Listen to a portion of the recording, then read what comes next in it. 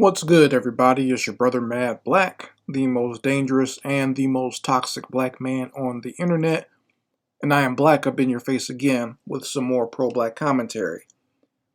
I saw a post on the Radical Home Sisters community page, and I want to do a video commentary based on the post that I saw. So she did a post where it was entitled A Black Love Testimony, and basically, from what I got from it was that, there's so many entities out here trying to convince you that there is no love between black men and black women. And, she wants to just to let it be known, announce, and also to reaffirm that the love and appreciation and the respect between black men and black women does exist. And that is the only force that can recreate black men and black women. Okay? And I just want to say it to Sister Ajali on her channel, The Radical Home Sister.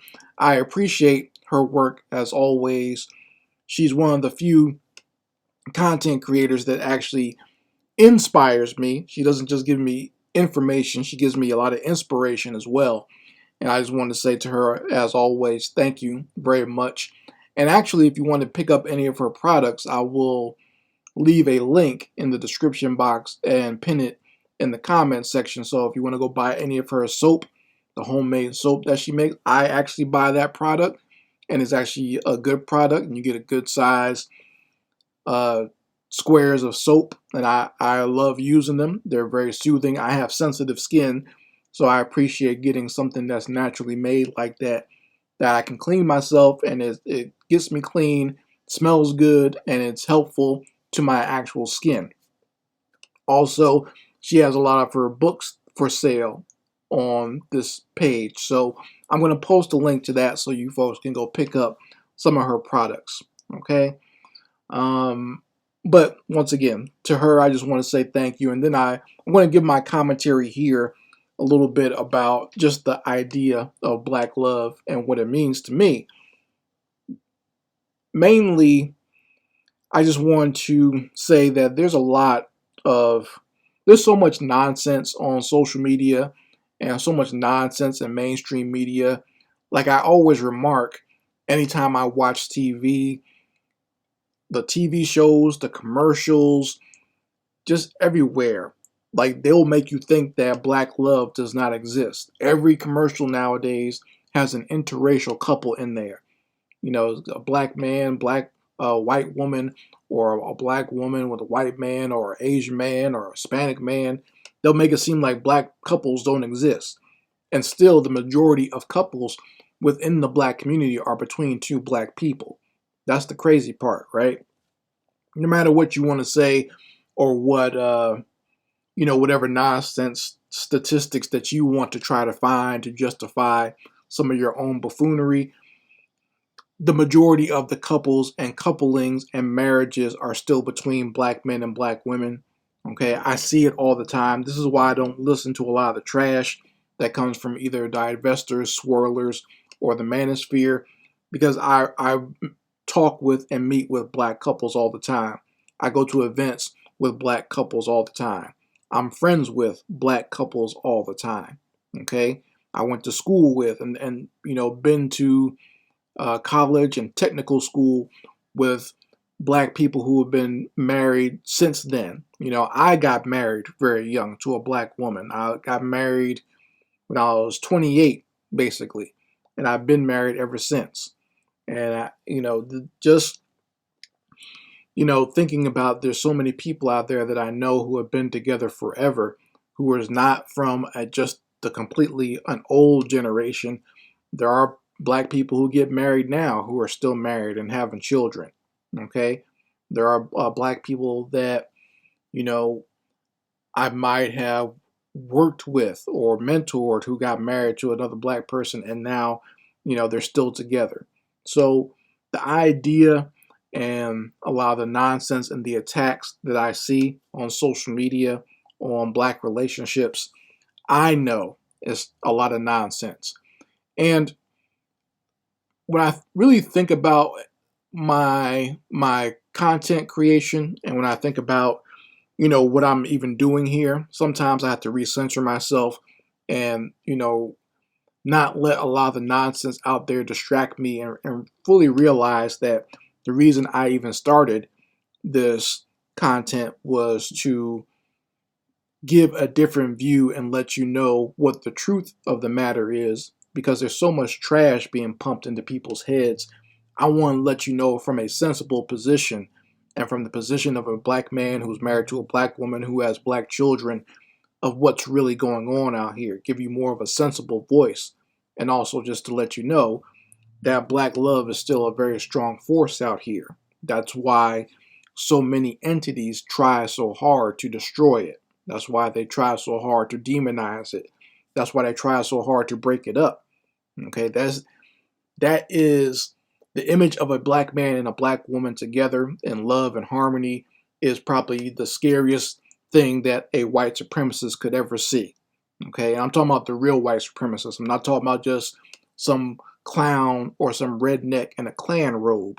I'm talking about the real ones, the ones that sit at the top, because they're the ones that create a lot of this propaganda and promote things like feminism, men's rights, homosexuality, whatever little weird tentacles they can put out there to break up a black man and a black woman, because they know that that type of force, that black man and black woman being together, creates the black family. And a black family creates a black community. And a black community that wants to sustain itself in righteousness and in harmony and wants to protect itself, that is the enemy of white supremacy. Okay? That is the enemy of white dominance, really. Okay? So they know that we are powerful together and stronger together. I just want us to know that. I want us to understand that. I want us to truly realize what we can accomplish together. This is why I'm so hard on a lot of these crazy individuals online who ascribe to the black manosphere, or who ascribe to divestment and swirling, because I know that at the end of your philosophy is a dead end. There is no life to it. It's going to end you. Okay, at the end of the day, you are going to end with that philosophy. There's no winning with your philosophy at all. None whatsoever. And for whatever nonsense you could say about my pro-black philosophy, my pro-blackness is going to live on, because I was able to teach that to my family and bring forth the next generation with the same mentality. You see? So for whatever you could say, I'm going to continue. You are not. At some point, you're going to run into a dead end. And there's no, I know you have your white supremacist paymasters at top, on the top or whatever, trying to propagate you and keep you alive. But at the end of the day, that stuff is just not going to work. And, a lot of you just look I don't think a lot of you even realize how ignorant you look when you promote a lot of that trash, and how childish and juvenile a lot of you are. Because when you're trying to argue against me and think you're hurting me, you're not. I'm concerned about the collective. You are concerned about your one solely yourself, because that's the majority of what you hear from divestors and swirlers is all hedonism. That's all about being selfish. It's not about any type of collectivism. They think even within themselves, even within their own little groups, there really is no collectivism, because they turn on each other at the first turn they can get. As soon as they get around each other or have a disagreement, they wind up turning on each other. You see how they beef back and forth on social media. You see how they try to expose, quote unquote, or bring up dirt on one another. So they wind up turning on each other, and the stuff just winds up imploding. So this is why I don't really take too much heed to these folks.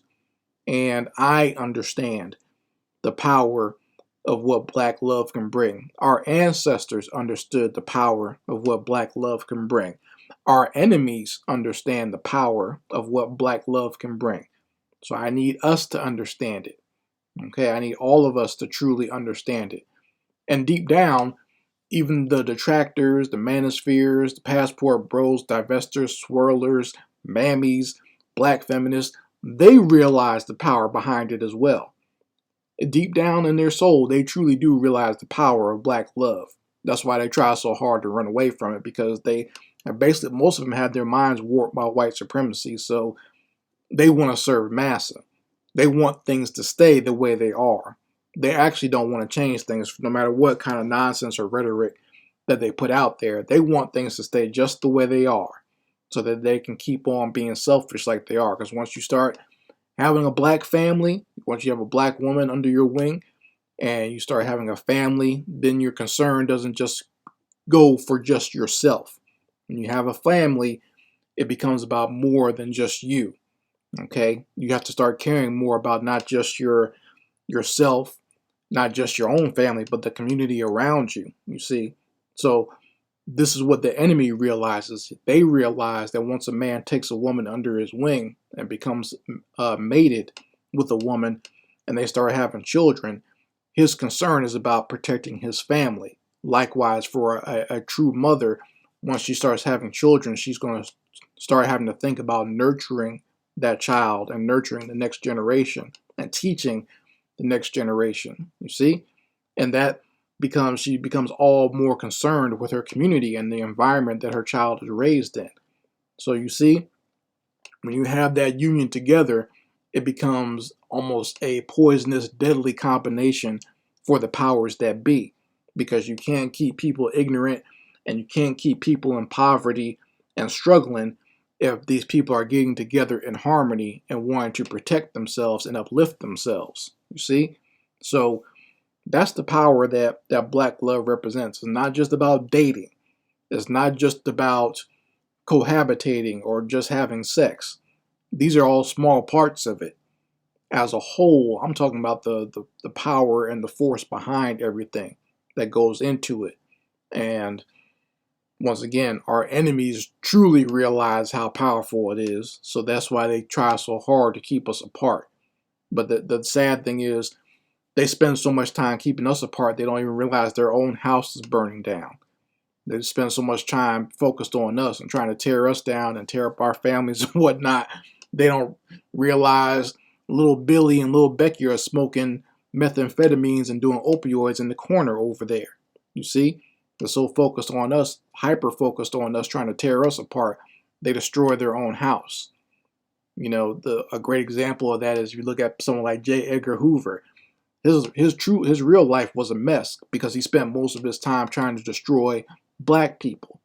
And when you look at his own life and his own proclivities, you notice just how self-destructive he truly was to himself. So, I mean, that's all I wanted to say about it. Once again, thanks again to Sister Ajali. I appreciate her channel. I appreciate the work that she does. I appreciate the information that she puts out there. And I also appreciate the inspiration that she gives to me and others. And I just want people to understand what black love is all about and the power that exists within it. You folks can let me know how you feel about it in the comments section. Anyway, Mad Black, and I will be back with my foot on a devil's back.